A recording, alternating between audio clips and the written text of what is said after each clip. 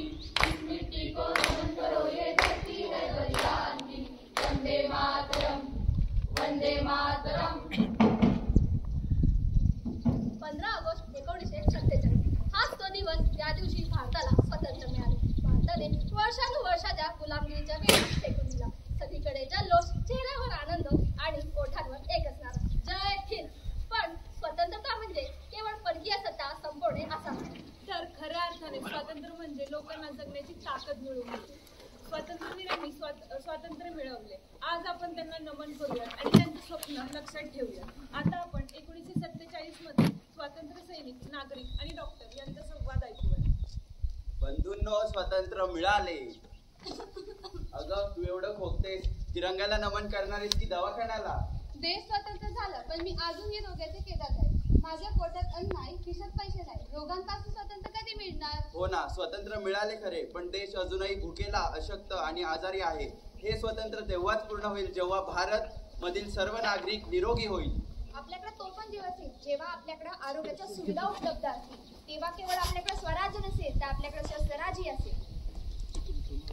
काळ बदलला आणि काळाबरोबर भारतातील परिस्थिती सुद्धा बदलली। आता आपण बघूयात भारताने स्वातंत्र्यानंतर कशी झेप घेतली। आता आपण 2025 मधील डॉक्टर आणि पेशंट यांचा संवाद ऐकूया। काय होत आहे तुम्हाला? काय नाही डॉक्टर, मला रुटीन चेक करायचं आहे। तुमचे रिपोर्ट नॉर्मल आहे, तुमचे आरोग्यही चांगले आहे। तुमच्या इथे लसीकरण किंवा शिबिर होतात का? हो डॉक्टर, आमच्या इथे जागोजागी शिबिर होत आहे। खूप बरं वाटतंय। स्वच्छ पाणी आणि संतुलित आहार पण उपलब्ध आहे। हो, स्वातंत्र्यानंतर भारतात लसीकरण, सुखसुविधा उपलब्ध झालेल्या आहेत। आता आपल्याला हॉस्पिटलला जाण्यासाठी मैलोमील चालावं लागत नाही, डॉक्टर स्वतः गावात येतात। जसं आपण आरोग्याला आपला हक्क मानलाय, तसंच आपण 1947 ला स्वातंत्र्य आपला हक्क मानला होता।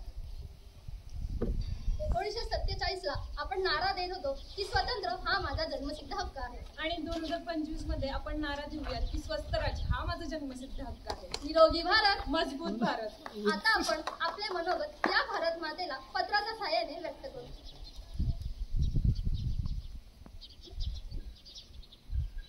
प्रिय भारत माते, तुझ्या उरात वसलेली ही सृष्टी, तुझ्या श्वासात मिसळलेला वारा, तुझ्या नजरेत झळकणारी तेजाची लकीर, हेच आमचं जीवन, हेच आमचं आरोग्य। आज तुझ्या उराशी एक नवस मांडतो, फक्त स्वातंत्र्याचा नाही तर आरोग्याचा तिरंगा फडकवतो।